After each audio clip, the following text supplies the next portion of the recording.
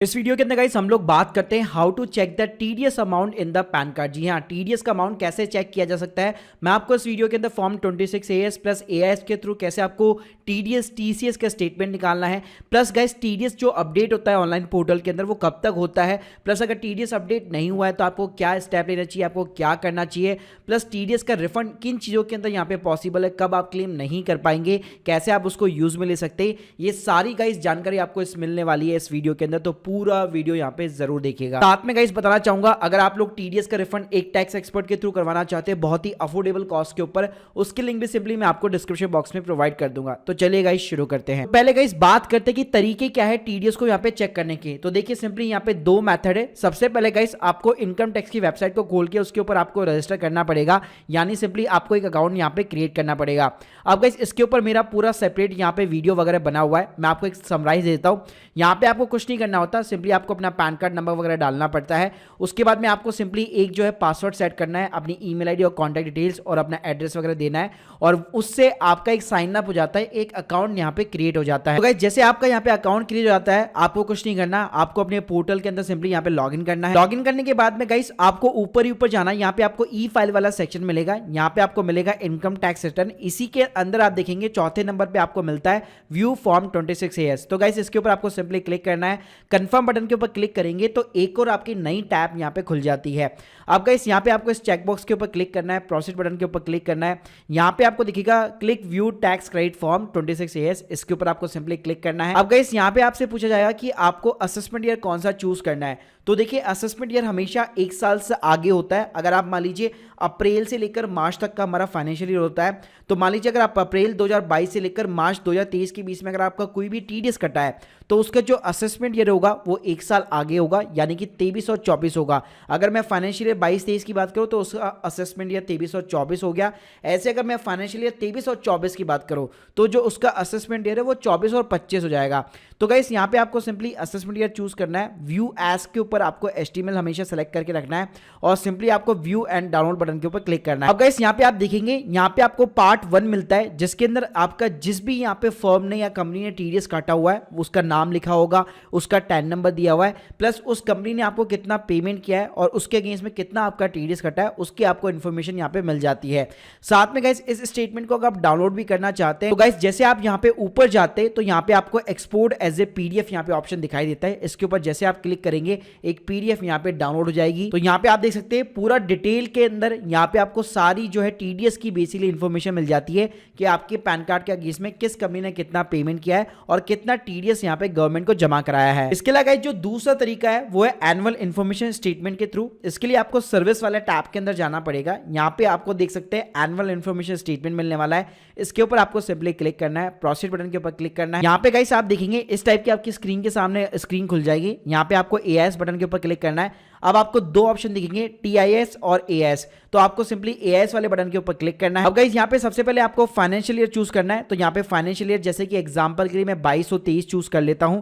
तो यहाँ पे आप देख सकते हैं जैसे मैंने इसको यहाँ पे चूज आउट किया, नीचे अगर आप देखेंगे तो यहाँ पे आपको टीडीएस और टीडीएस की इंफॉर्मेशन मिल जाती है। तो टीडीएस और टीसीएस दोनों ही यहाँ पे आपको एक ही स्क्रीन के सामने दिखाई देंगे और जहां से भी आपका टीडीएस कटा हुआ है उसकी सारी इंफॉर्मेशन आपको यहाँ पे दिख जाती है। प्लस गाइस यहाँ पे आपको लिमिटेड रॉस मिलेगी, तो यहाँ पे आप आइटम पर पेज जो है 50 भी कर सकते हैं, तो जिससे आपका टोटल पूरा टीडीएस जहां से भी कटा हुआ है उसकी सभी की सभी इंफॉर्मेशन आपको एक ही स्क्रीन के सामने दिखाई देगी। साथ में गाइस अगर आप इस स्टेटमेंट को भी डाउनलोड करना चाहते हैं तो यहाँ पे आपको डाउनलोड का ऑप्शन मिल जाता है और एनुअल इन्फॉर्मेशन स्टेटमेंट पीडीएफ यहाँ पे सिंपली आप डाउनलोड कर सकते हैं। लेकिन गाइस ध्यान रखिएगा यहाँ पे अगर फाइल लार्ज होगी तो आपको थोड़ा बहुत यहाँ पे टाइम लग सकता है, उससे बेटर है आप 26 एएस के थ्रू भी यहाँ पे इजीली तरीके से चेकआउट कर सकते हैं। अब गाइस बात करते हैं कि लास्ट डेट यहाँ पे क्या होती है टीडीएस के अपडेट को लेकर। तो देखिए ये जरूरी नहीं है आपके ऑनलाइन पोर्टल के अंदर एकदम करेक्ट टीडीएस दिखाए। कई बार ये होता है कि टीडीएस जो है लेट यहाँ पे अपडेट होता है। उसका सिंपल सा रीजन ये होता है कि आपका जो भी डायरेक्टर है या जो भी कंपनी है उसको यहाँ पे टीडीएस काट करके गवर्नमेंट को जमा कराना पड़ता है। प्लस जैसे हम लोग इनकम टैक्स रिटर्न यहाँ पे फाइल करते हैं वैसे उसको भी टीडीएस की रिटर्न यहाँ पे जमा करानी पड़ती है। तो गाइस जो टीडीएस की रिटर्न होती है उसकी मैं लास्ट डेट आपको बताता हूँ। ये बेसिकली क्वार्टरली वाइज यहाँ पे जो है फाइल होती है गवर्नमेंट को। तो मान लीजिए अगर मैं 30 जून 2023 की बात करूं तो उसकी 31 जुलाई यहाँ पे लास्ट डेट होगी। सितंबर की बात करूं तो उसकी अक्टूबर के अंदर लास्ट डेट होगी। दिसंबर की बात करूं तो उसकी जनवरी के अंदर लास्ट डेट होगी। ऐसे अगर मैं मार्च की बात करूं तो 31 मई 2024 तक यहाँ पे आपका टीडीएस अपडेट होगा। इसका मतलब ये कि जब तक आपका डायरेक्टर यहाँ पे जो है रिटर्न यहाँ पे फाइल नहीं कर देता, गवर्नमेंट के पोर्टल के ऊपर आपका टीडीएस अपडेट नहीं होगा।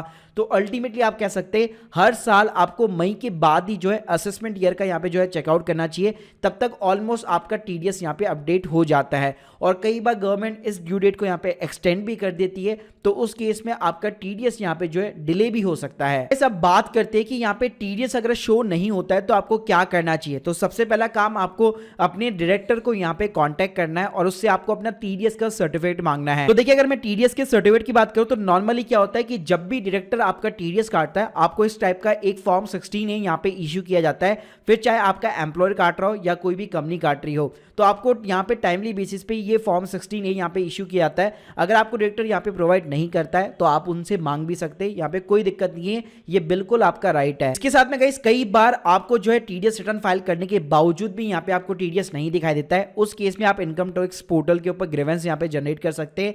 इसके लिए आपको ग्रीवेंस वाले सेक्शन के अंदर जाना है। यहाँ पे आपको सिंपली सबमिट ग्रीवेंस के ऊपर क्लिक करना है। तो यहाँ पे आप देखेंगे सीपीसी टीडीएस करके आपको एक डिपार्टमेंट यहाँ पे मिल जाएगा। गाइस यहाँ पे आप देखेंगे यहाँ पे आपको फॉर्म 16A से रिलेटेड यहाँ पे डिपार्टमेंट सब कैटेगरी के अंदर मिल जाएगा, या फिर आप सिंपली अदर बटन के ऊपर चूज करके अदर्स करके अपनी जो भी ग्रीवेंस है वो पूरी की पूरी यहाँ पे आप ऑनलाइन डिपार्टमेंट को सिंपली तरीके से सबमिट कर सकते हैं। अब गाइस बात करते हैं क्या अगर आपका टीडीएस यहाँ पे फॉर्म 26AS के अंदर अगर शो नहीं कर रहा है, क्या उसके बावजूद भी आप टीडीएस को क्लेम कर सकते हैं?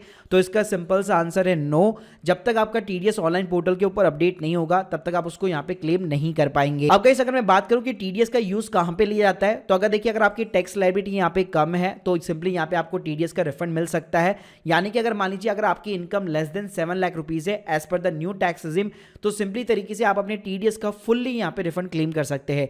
लेकिन अगर आपकी कोई भी टैक्स लायबिलिटी बनती है तो टीडीएस उसके अगेंस्ट में सिंपली तरीके से सेट ऑफ हो जाता है। उसके बाद में अगर टीडीएस का अमाउंट ज्यादा है तो आपको रिफंड मिल जाएगा, अगर अमाउंट कम है तो आपको अपनी जेब से भी टैक्स वगैरह पे करना पड़ता है। और गाइस टीडीएस का रिफंड वगैरह कैसे मिलेगा उसके ऊपर भाई हम लोगों ने पूरा एक सेपरेट यहाँ पे वीडियो बना रखा है, तो इस वीडियो की लिंक भी मैं आपको डिस्क्रिप्शन बॉक्स के अंदर प्रोवाइड कर दूंगा। साथ में गाइस अगर आप एक टैक्स एक्सपर्ट के माध्यम से अपने टीडीएस का रिफंड का क्लेम करना चाहते हो तो उसकी लिंक भी आपको डिस्क्रिप्शन बॉक्स में मिल जाएगी। So guys hope you like this video, please subscribe our channel. अगर आप लोग के कोई भी डाउट से कमेंट बॉक्स में जरूर बताइएगा। Thank you guys, thank you very much.